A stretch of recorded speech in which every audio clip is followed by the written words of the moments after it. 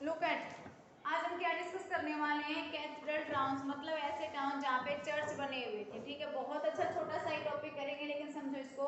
One of the ways that rich merchant spend their money was by making donation to the churches. जो church थे बेटा, वहाँ पे donation कौन देते थे? मर्चेंट, जो व्यापारी थे, वो अपने पैसे को खर्च कहाँ पे करते थे? चर्च को बनाने के लिए, और उनको अच्छा मानते थे।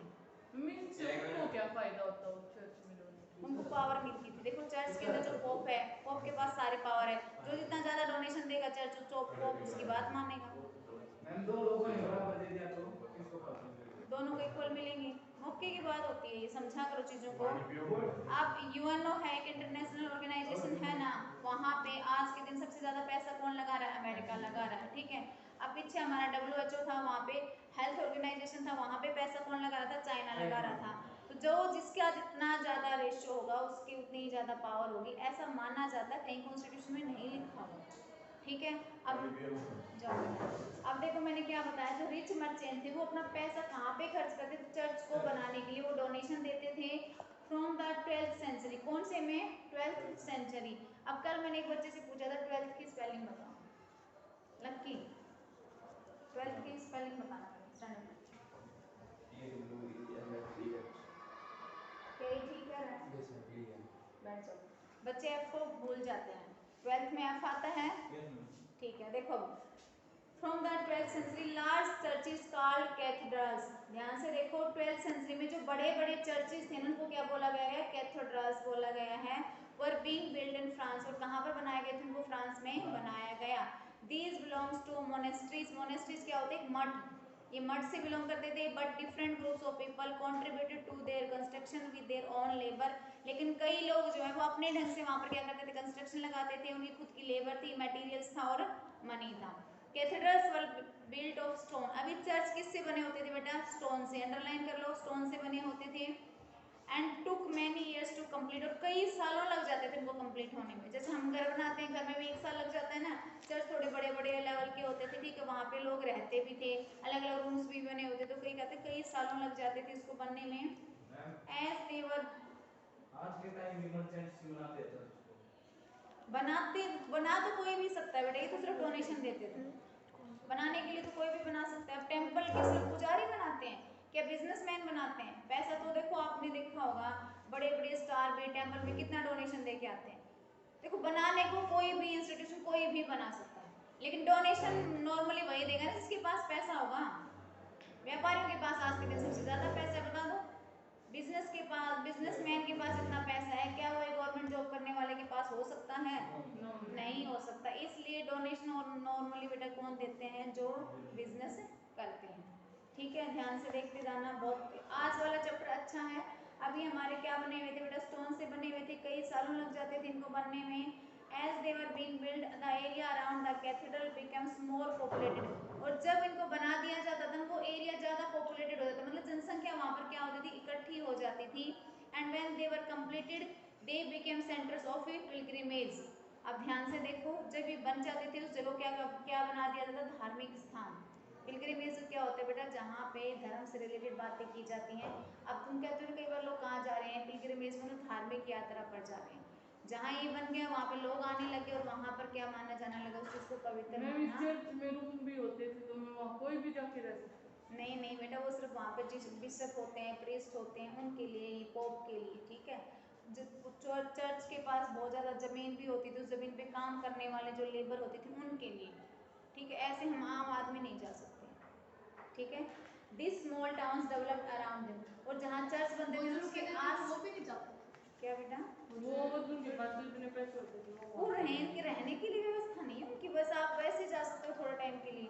ऐसा नहीं है कि वो वहाँ पे अपना एस्टेब्लिशमेंट कर लेंगे परमानेंट।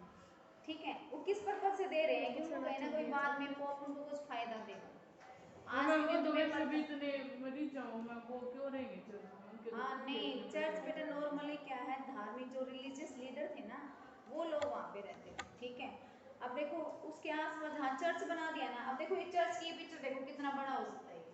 ये देखो है ना काफी बड़ा, तो कितने लोग इसके अंदर रह सकते हैं। लेकिन ये रिलेटेड किससे है? अब अपने यहाँ मंदिर में कितने लोग रहते हैं बेटा? कितने मंदिर है हमारे? क्या तुमने देखा कोई नॉर्मल पर्सन जाके वहां रहेगा? हम क्या करते हैं? दर्शन करने के लिए जाते हैं, वापस आ जाते हैं। जाते हैं। सेम प्रोसेस यहाँ पे है चर्च में, जो ईसाई धर्म के लोग इनको मानते हैं, अपनी पूजा करते हैं, वापस आ जाते हैं। ठीक है, अब देखो चर्च के आसपास बेटा टाउन डेवलप होने लगे। आपने देखा होगा ना, जहाँ मंदिर है हमारे वहाँ पे छोटी छोटी मार्केटें लगने लग जाती है, लोग आते हैं कुछ ना कुछ खरीदारी करते हैं, तो छोटी छोटी मार्केट बनेगी, धीरे धीरे वो किस में डेवलप हो जाएगी, छोटे से स्मॉल टाउन में हो जाएगी। अब किस तरीके से बने हुए थे ध्यान से देखो, cathedrals were designed so that the priest voice could be heard clearly within the hall where large numbers of people gathered, and so that singing by monks could sound beautifully and chiming bells calling people to prayer could be heard over a great distance। ध्यान से देखो, मतलब इनको इस तरीके से बनाया जाता था कि अंदर जो प्रीस्ट था ना, उसकी आवाज़ जहाँ हॉल में जितने भी बैठे वहाँ तक पहुँचनी चाहिए। कई बार हमने देखा है जो मेन पुजारी होता है वो ऊपर थोड़ा सा ऊंचे पे बैठकर, पूरा बड़ा हॉल होता है तो वो माइक का यूज़ करते हैं। वो कहते हैं कि पुराने टाइम में इनको इस तरीके से डिज़ाइन किया गया तो उसकी आवाज़ ही वहाँ तक पहुँच जाती थी। और वहाँ पे जो मॉन्क होते थे बेटा, उनकी आवाज़ बहुत ही ब्यूटीफुल तरीके से बताई गई है कि जो बैल बजती रहती हैं, वो बैल की साउंड भी ऐसी थी कि वो पूरे में गूंजने लग जाती थी। क्या मैं वो देखो यहाँ पे उनकी मतलब तुम्हें देखा हो कई बार पिक्चर को देखते हो तुम, जिसकी देखो साईं बाबा के मंदिर में गए हो कभी, उसकी पिक्चर को हम देखते हैं ना, तो जहाँ उसको देखेंगे ना एनिमेटेड इस तरीके से कर रखी है कि वो हमें, अगर मैं यहाँ से तो मुझे लगेगा कि मेरी तरफ देख रहे हैं, आप वहाँ से हो तो आपको लगेगा आपकी तरफ देख, वो मूवमेंट करती रहती है, जहाँ जिस जो खड़ा है ना उसको वहीं से उसका फेस दिखाई देगा। तो कुछ ऐसी दीवारें बना दी जाती है कि उनकी आवाज़ जो है वहाँ गूंजने लग जाती है। तो पुराने टाइम में चर्च में भी सेम ऐसा ही प्रोसेस था कि वो आवाज़ इस तरीके से दीवारों को बनाया जाता है कि वो आवाज़ थोड़े से बोलते हैं, वो गूंजती बहुत है। अब गूंजेगी तभी तो लास्ट तक सुनाई देगी। अब तुम देखो हमारे कमरे में बिल्कुल आवाज़ नहीं आ रही ना, तो मेरी आवाज़ लास्ट में आखिर तक जाएगी, लेकिन जब पंखे चल जाते हैं तुम बोलते हो तो क्या आवाज़ उतनी क्लियरली पीछे तक जाती है? नहीं जाती है, डिस्टर्बेंस हो जाती है। लेकिन वहाँ पे एंशिएंट टाइम में चर्च के साथ ये डिस्टर्बेंस नहीं थी, क्योंकि देखो कितने लोग वहाँ इकट्ठे हैं, वो तो गूंजेगा उनकी आवाज़, तो फिर भी क्लियरली आवाज़ जाती थी कि इस तरीके से उसको डिज़ाइन किया गया था। ये उसकी कैरेक्टरिस्टिक है, अंडरस्टैंड? आगे देखो, ड्यूरिंग द डे सनलाइट, आप ध्यान से देखो, सनलाइट दिन के टाइम पे जो सनलाइट है would make them radiant for people inside the cathedral. मतलब सनलाइट इतनी अच्छे तरीके से चमकती थी, मतलब प्रकाश जो बहुत अच्छे तरीके से आता था कि अंदर से वो चर्च जो है चमकने लग जाता सनलाइट की वजह से। एंड आफ्टर सनसेट, सनसेट के बाद द लाइट ऑफ कैंडल्स, अंदर जो कैंडल्स की लाइट थी would make them visible to people outside, मतलब इतनी ज़्यादा होती थी कि लोगों को बाहर का नज़ारा दिखाई देता था। तो ये भी कितनी अच्छी बात है, मतलब सनलाइट की वजह से अंदर पूरा सारा बहुत अच्छा लगता। रात को सनसेट में जो कैंडल्स थी उसके बाद उनको इस तरीके से डेकोरेट किया गया था कि बाहर का पूरा क्लियरली दिखाई देता। और नॉर्मली देखो कैंडल की लाइट कितनी होती है, कम होती है ना, लेकिन उन्होंने हो सकता है लार्ज नंबर में वो कैंडल लगाई, कहते कि बाहर लगाते हुए मेंशन कर रखे बेटा। देखो कैंडल की वजह से candles would make the visible to people outside, कि लोग जो बाहर का नज़ारा देख सकते थे। The stained glass windows narrated the stories in the Bible through pictures which illiterate people could read. और कहते हैं कि दीवारों पे इस तरीके से लिखा गया था, पिक्चर बनाई गई थी कि जो अनपढ़ आदमी थे ना वो भी उसको पढ़ सकता था। अब मान लो बेटा जो पढ़े लिखे नहीं है वो वर्ड तो नहीं पढ़ सकते, लेकिन वो पिक्चर अगर यहाँ पे किसी कोई पिक्चर बना दी है तो उस पिक्चर को तो हम समझ सकते हैं ना। सपोज करो हिंदू धर्म में क्या है, यहाँ पे राम और सीता की पिक्चर बना दी, तो अनपढ़ आदमी को पता है ना ये कौन है। कान्हा जी की कहीं भी पिक्चर है तो अनपढ़ आदमी को पता है ये कौन है कि नहीं पता। तो कहते हैं दीवारों पर भी इस तरीके से पिक्चर बनाए गए थे कि जो पढ़े लिखे नहीं थे वो भी उस चीज़ को अंडरस्टैंड कर सकते थे। तो देखो कितना क्या डेवलप उन्होंने कर लिया था। आज के दिन हमारे जो पेरेंट्स ग्रैंड पेरेंट्स हैं वो आई थिंक ज़्यादा पढ़े लिखे नहीं हैं, लेकिन वो पिक्चर से हर देवी देवता को आइडेंटिफाई करते हैं नहीं करते बताओ? क्योंकि वो मंदिर में जाते हैं, वो पिक्चर ही तो देखते हैं, डेली उन पिक्चर्स को देखते हैं, वो समझ जाते हैं किसकी है किसकी है। अब कन्हैया लाल का नाम सुनते क्या कोई ऐसा होगा जिसको नहीं जानते होंगे, उनको सभी आइडेंटिफाई करते हैं। सेम प्रोसेस किसका है बेटा? कल की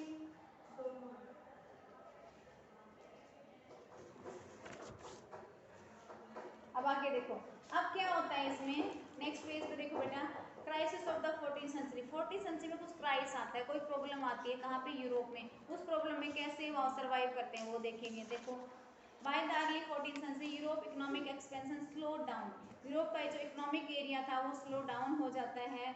this was due to 3 factors, उसके 3 फैक्टर्स हैं।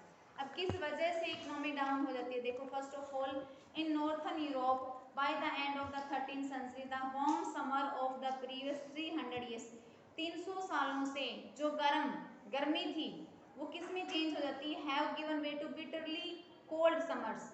अब देखो 300 सालों से जो गर्म टेम्परेचर रह रहा था वो एकदम से बिटरली बहुत ज़्यादा ठंड में चेंज हो जाता है। अब ध्यान से देखो, अगर ठंड ज़्यादा बढ़ जाती है तो क्या क्रॉप वहाँ पर प्रोडक्शन कर सकते हैं, नहीं कर सकते। इसी वजह से इकोनॉमी यूरोप की क्या हो जाती है, डाउन चली जाती है। Season for growing crops were reduce by a month, इसी वजह से जो क्रॉप्स का सीजन था वो रिड्यूस हो जाता है। And it became difficult to grow crops on higher ground, और जो हायर ऊंचे लेवल की जो जमीन थी उस पर भी फसल उगाना मुश्किल हो गया था। Storms and oceanic flooding destroyed many farmstead, मतलब बेटा बार बार तूफान आ रहे थे, वोल्केनोज आ रही थी, उस वजह से क्या हुआ, खेतों को नेस्ट कर दिया गया, विच resulted in less income in taxes for government. और इस वजह से क्या हुआ, देखो प्रोडक्शन नहीं है कार्तिक, अगर प्रोडक्शन नहीं है तो क्या हम गवर्नमेंट को टैक्स पे करेंगे, नहीं कर सकते ना। अब मान लो हमारी फसल ही ऑलमोस्ट खत्म हो चुकी है तो हम सरकार को क्या देंगे, कुछ नहीं देंगे। वो कहते हैं कि फसल खराब हो चुकी थी, अब किसान के पास क्या था, टैक्स बहुत कम आया था। The opportunities offered by favourable climatic condition before the 13th century had led to large scale reclamation of the land of forest. अब क्या हुआ बेटा, जितना ज़्यादा फॉरेस्ट एरिया था उसको किस में चेंज कर दिया गया, उसको एग्रीकल्चर के लिए चेंज कर दिया गया, और थोड़ा सा चरवाहा अपने पशु के लिए चेंज कर दिया। अब सपोज जो एरिया एग्रीकल्चर के लिए था वो डिस्ट्रॉय हो चुका है, अब हमें क्या करना पड़ेगा, फॉरेस्ट एरिया को किस में कन्वर्ट करेंगे, एग्रीकल्चर में, तभी तो प्रोडक्शन होगी, तभी तो हम थोड़ा सा डेवलप कर पाएंगे। अब देखो आगे क्या होता है।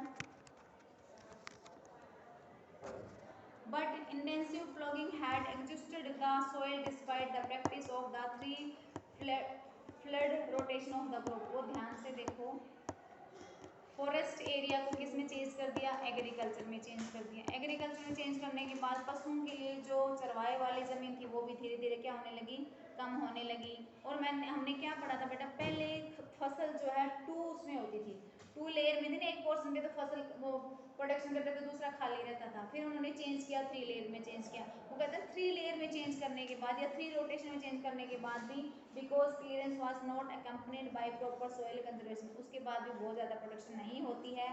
The shortage of the pastors reduce the number of cattle. अब मैंने क्या बताया, एग्रीकल्चर लैंड बढ़ने की वजह से जो पास्टर्स वाला था, जो घुमंतु एरिया था, चरवाए वाला था, वो कम हो गया। वो कम हो गया तो लोगों ने क्या रखना, कैटल रखने कम कर दिया। पशु चराने की जगह नहीं तो क्या करेंगे, पशु रखने कम कर दिए। पॉपुलेशन ग्रोथ वाज आउटस्ट्रिपिंग रिसोर्सेज, और पॉपुलेशन बहुत ज़्यादा बढ़ने लगी। And the immediate result was famine, population बढ़ने लगी, जमीन रही नहीं, प्रोडक्शन रहा नहीं, टैक्स रहा नहीं, तो नेट सेल में क्या आ जाते हैं, फेमाइन, मतलब अकाल पड़ जाते हैं। लोगों के पास खाने के लिए नहीं है तो क्या हो गए, अकाल पड़ जाते हैं। Severe famines hit Europe between the, अब देखो कब से कब तक, अंडरलाइन करो, 1315 से लेके 1317 तक काफ़ी बार अकाल पड़ते हैं, followed by the 1320s by massive cattle death. और वो कहते हैं कि बेटा 1320s के 1320s में क्या होता है, हज़ारों में पशु जो है मारे जाते हैं। आपने क्या देखा नेट सेल में, यूरोप की इकोनॉमी क्यों डाउन होती है, सबसे ज़्यादा टेम्परेचर चेंज हो जाता है, टेम्परेचर चेंज हुआ, फसल खराब हुई, फसल खराब हुआ, ज़मीन खराब हुई, ज़मीन खराब होने से क्या हुआ, हमने जो फॉरेस्ट एरिया था उसको एग्रीकल्चर में चेंज करने की कोशिश की, तो जो चरवाहे वाला एरिया था वो कम हो गया, लोगों ने पशु रखने कम कर दिए। और लास्ट में भी क्या होता है बेटा, बहुत ज़्यादा फेमाइन, अकाल आ जाते हैं, अकाल की वजह से बहुत ज़्यादा उधर पशु मारे जाते हैं। इस वजह से यूरोप में क्या हुआ बेटा, इकोनॉमी डाउन। क्लियर, यस और नो? Yes. अब आगे देखो, in addition trade was hit by a several shortage of the metal money because of a shortfall in the output of silver mines in Austria and Serbia. अब ध्यान से देखो, जो पैसा था ना, जो सिल्वर माइंस थी, चांदी की जो खानें थी, कहाँ पे, ऑस्ट्रिया और सर्बिया में, उनके अंदर भी कमी आ जाती है, खाने भी खत्म हो जाती हैं। तुम देखते हो ना, जो हम कई बार कुछ भी चीज़ें हम सोचते हैं पहाड़ों से निकाल लेंगे, एक टाइम ऐसा आता है कि वो चीज़ें वहाँ से भी खत्म हो जाती हैं। अब सिल्वर माइंस भी खत्म हो जाती हैं। This forced governments to reduce the silver content of the currency. अब क्या करने लगे हैं, अब देखो सिल्वर ही नहीं है तो हम सिल्वर के कॉइन्स कैसे बनाएंगे, नहीं बना सकते ना। गोल्ड ही नहीं है तो गोल्ड की ज्वेलरी कैसे बनाएंगे, तो सरकार ने क्या किया बेटा, अब मिलावट करनी स्टार्ट कर दी। जो सिल्वर कॉइन थे ना उसके अंदर मिलावट स्टार्ट कर दी, and to mix it with cheaper metal, और उसके अंदर क्या बना दिया, चीपर हल्के वाला मेटल मिला दिया। अब ये देखो और इकोनॉमी कहाँ डाउन तक जाएगी, the worst was yet to come, कहता है अभी और भी बुरा होना था, अभी और भी बुरा होना था। As trade expand expanded in the 13th and 14th centuries, ship carrying goods from the distant countries. अब देखो व्यापार करने के लिए जो शिप है अपने गुड्स को लेकर दूसरे कंट्रीज में जाती थी, and had started arriving at European ports, और यूरोप में भी आने लगी। अब देखो व्यापार करने के लिए जो शिप था वो एक प्लेस से दूसरे प्लेस पे मूव करता था, अब वो वहाँ पे यूरोप में भी आने लगी। उनके साथ क्या होता है, एक बीमारी लेकर आने लग जाते हैं। अब ध्यान से देखो, along with the ship came rats carrying the deadly bubonic plague infection, जिसको ब्लैक डेथ बोलते हैं। अब व्यापार करने के लिए जो शिप आते थे ना बेटा, वो अपने साथ क्या कैरी करके लेके आए, चूहे, और चूहे की वजह से वहाँ पर क्या फैल जाती है, प्लेग फैल जाता है। प्लेग सुना है, चूहे से फैलने वाली एक बीमारी है प्लेग, इसको क्या बोलते हैं, ब्लैक डेथ। ठीक है, अब ध्यान से और देखो क्या हुआ। Western Europe, relatively isolated in earlier centuries, was hit by the epidemic between, अब जैसे अब कोरोना फैला हुआ ना, ऐसे आज से लगभग 100 साल पहले ये प्लेग की बीमारी बहुत ज़्यादा फैल गई थी। ठीक है, इसमें टाइम पीरियड दे रखा है, इससे उसके बाद भी फैल चुकी है ये। अभी 2020 था ना, अब वो 1920 में भी ये फैली थी। इसमें दे रखा है 1347 से 15 तक ये बीमारी फैल जाती है। Modern estimate of mortality in that epidemic is that 20% of people of the whole of Europe died. 20% total में से 20% लोग मारे जाते हैं, with some places losing as much 40%, कहीं पर 40% पॉपुलेशन जो है लूज हो जाती है। किसकी वजह से बेटा, प्लेग की वजह से। अब और भी क्या होने वाला है देख लो। As trade centres cities were the hardest hit. अब क्या होता है बेटा, जो ट्रेड सेंटर थे सिटीज के, उनमें भी क्या हो जाती है, बंद हो जाते हैं। अब देख सिटीज में डेवलपमेंट नहीं होगी, सिटी का क्या होगा, बंद हो जाएंगी, कोई प्रॉब्लम हो जाएगी। In enclosed communities like the monasteries and convents, जो ये मठ वगैरह थे ना, यहाँ पर भी one individual contact the plague. अब देखो इस बीमारी के जो सिटी है वो क्या बन जाते हैं बेटा, सेंटर बन जाते हैं। और जो मठ वगैरह थे ना, जो कॉन्वेंट बने हुए थे, छोटे छोटे ग्रुप बने हुए थे, वहाँ पे सपोज पर अगर एक कोई सिंगल पर्सन बीमार है, तो जो आसपास जिसके भी कांटेक्ट में आता है वो सारे के सारे मारे जाते थे, वो ठीक नहीं होते थे। तो इस तरीके से अगर कोई बीमारी फैल जाती है, सपोज करो तुम्हारे स्कूल में एक केस आ जाता था, इट मीन्स फिर पूरे स्कूल में आएगा वो, कोई भी नहीं बचेगा। तो ऐसी खतरनाक बीमारी में क्या कोई सर्वाइव कर सकता था, नहीं कर सकते। इसी वजह से यूरोप का क्या हो जाता है, डिक्लाइन हो जाता है। इसमें देखो बता रखा है ना, it was not long before everyone died and in almost every case non survive. वो कहते हैं जो भी कॉन्टेक्ट में आ जाता है वो सारे मारे जाते हैं। The plague to kids was to toll among the infants, और सबसे ज़्यादा अंडरलाइन कर लो कहाँ पे आया है, इन्फेंट शिशु में आया है, यंग में आया है, एल्डरली में आया है, इट मीन्स ओल्ड में नहीं आया है। जतिन क्या कह रहे थे बेटा आप? हाँ मैं तुम्हें ही देख रही हूँ बोलते हुए। अभी क्या कर रहे हो आप? There were other relatively minor episodes of plague in, वो देखो थोड़े थोड़े एपिसोड कहाँ पे आते हैं, 1360s और 70s में अपने population of the Europe 1373 million, जो 1300 में बेटा 73 मिलियन थी, वो बाद में 14 में क्या हो जाती है, घट जाती है, 45 मिलियन रह जाती है। किसकी वजह से, प्लेग की बीमारी की वजह से इतनी जनसंख्या घट जाती है। Catastrophe combined with the economic crisis cause immense social dislocation. अब बार क्या होता है बेटा, सिचुएशन खराब हो जाती है। Depopulation resulted in major shortage of labour. अब पॉपुलेशन खत्म हो जाती है तो लेबर की प्रॉब्लम आ जाती है, हमें हर तरीके से पॉपुलेशन की ज़रूरत पड़ती है। अब लेबर नहीं मिलता, serious imbalances were created between agriculture and manufacturing. अब एग्रीकल्चर के लिए, मैन्युफैक्चरिंग के लिए लेबर चाहिए, लेबर है भी नहीं, तो अब वहाँ पर भी बैलेंस खराब हो जाता है। Because there were not enough people to engage in the both equally, prices of agriculture goods dropped as there were fewer people to buy. Agriculture के पैसे भी थोड़े से कम हो जाते हैं। Wages rates increase because the demand of labour particularly agricultural labor rose in England by as much to 50% in the aftermath of Black Death. The surviving labor force could now demand twice their earlier wages. अब ध्यान से देखो, मजदूर मिल नहीं रहे हैं, labour मिल नहीं रही है, तो जो लेबर हैं वो अपनी डिमांड को 2 गुना 3 गुना 4 गुना तक बढ़ा सकते हैं। अब सपोज करो हमारी क्लास में मैं ये कहूँ कि मुझे एक ऐसा बच्चा चाहिए जिसमें मल्टी टैलेंट, ठीक है। अब सपोज करो आपकी क्लास में सिर्फ एक ही बच्चा है, तो वो तो अपनी डिमांड रखेगा ना। अगर 2-3 होते हैं तो फिर ऑप्शन मिल जाता है हमारे पास। जब कोई रखेंगे, अपनी डिमांड हाई कर देंगे, तो इसी वजह से बेटा यूरोप का क्या हो जाता है, डिक्लाइनेशन हो जाता है। टुमारो हम किसके बारे में पढ़ने वाले हैं, सोशल इंटरेस्ट के बारे में और पॉलिटिकल